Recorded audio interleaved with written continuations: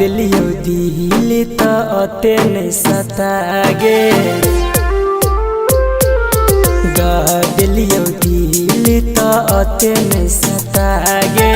गा दिलियो दिल त अते नहीं सतागे कोनी बातों तो करे रोज एना नहीं लरे नहीं तो फोर लेबो मार गा दिलियो दिल त अते नहीं सतागे गा दिलियो दिल त अते नहीं सतागे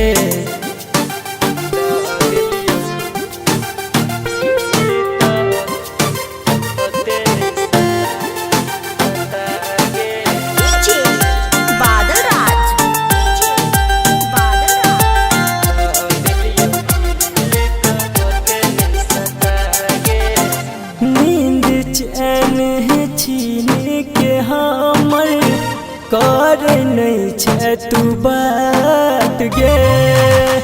बादल गेले पहले सजाने छोड़बे की हमर साथ गे रुसल रहे छे किया गे हरदम रुसल रहे छे किया गे हरदम देना आई तू बता गे दिलियो दिल त अते नहीं सतागे गा दिलियो दिल त अते नहीं सतागे